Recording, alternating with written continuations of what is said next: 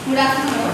So far we have learned about the limitations of Newton's law, and now we will be learning about another principle, that is a modification of Newton's law, that is D'Alembert principle. So today we will be moving to the statement of D'Alembert principle, its derivation, formula, and the terms associated with the principle. Okay. So before coming to the statement, suppose a system of a dynamic system, okay, and say some forces are acting on it like F1, F2, F3, and the resultant force is F, and as a result there is an acceleration A.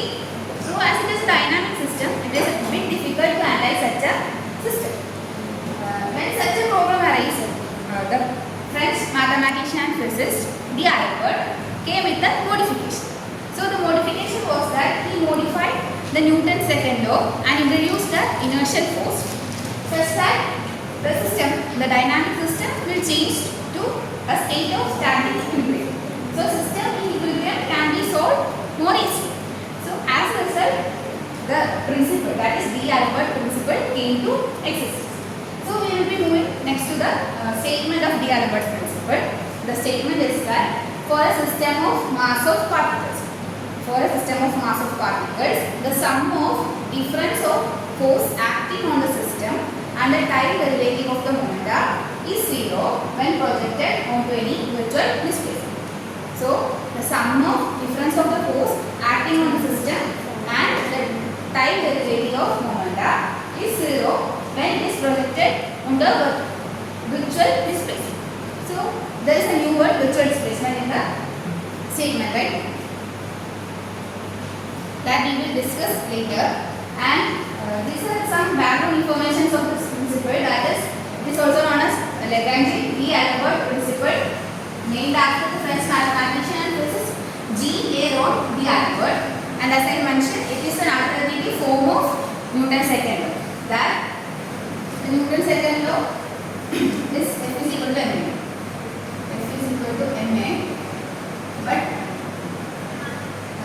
D'Alembert modified it as F minus ma equal to 0. So this is the real part. This is the real force, okay, and this is a fictitious force. This is fictitious force, and he named it as what? This fictitious force is called inertial force. Okay, this is inertial force.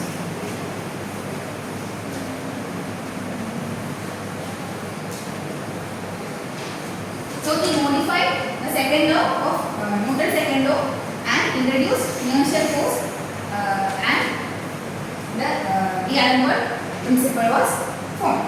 Okay. So it can be said that the object is in equilibrium when real force is acting on it. So hence this F is the real force and ma, that is fictitious force, or Fi is the fictitious force, and we call it as inertial force. Coming to the mathematical representation, the D'Alembert principle can be mathematically represented as sigma I particle can be I can represent the position of the particle. So F, this is applied force, as Fi applied, minus m I a I equal to 0. Okay.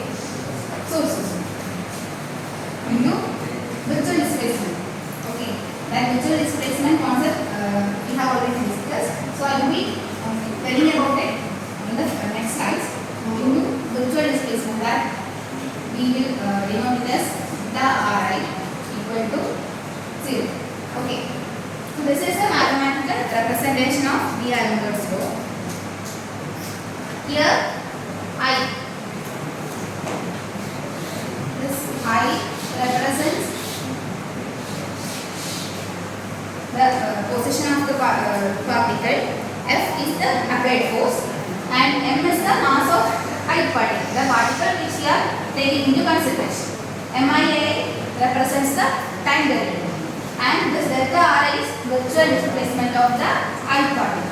The virtual displacement is mentioned in the statement of Arenberg's principle. Okay.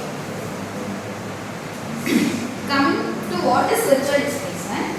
Suppose a system undergoes a certain displacement. That is a very small displacement without taking any time. Okay. That does not represent the actual motion of the system. As it does not represent the actual motion of the system, it is called virtual displacement. And here, as there is no actual displacement for the system, so the work done by the constraint forces will be zero. Okay. So for virtual displacement, there won't be a actual work or actual displacement for the system. So as there is no actual displacement, what will happen? As there is no actual displacement, the constraint forces will be work done by constraint forces will be zero. So this is the concept of virtual displacement. Coming to the derivation of how the mathematical representation of the Arenberg's principle is formulated.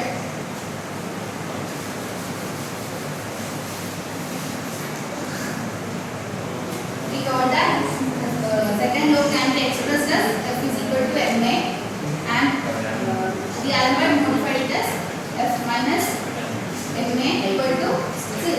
Suppose we are considering a particle in the X position. So Fi minus mi ai equal to 0. So if like we are applying the concept of virtual displacement and taking for the n particle, we will be having summation I Fi minus mi ai into virtual displacement we will be representing as Ri. So 0. So this is a total force. These forces can be separated as applied force and force due to constraint. So it will be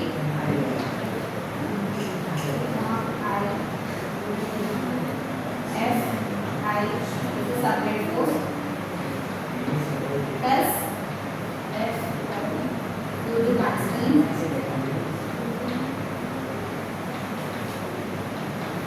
minus mi ai Ri equal to 0. So while discussing about virtual displacement, I mentioned that work done by constraint forces 0. So this will be 0. So our final statement of final formula for D. Arenberg's principle will be sigma I F I of applied forces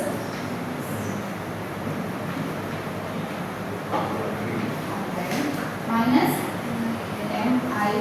mi ai into Ri equal to 0.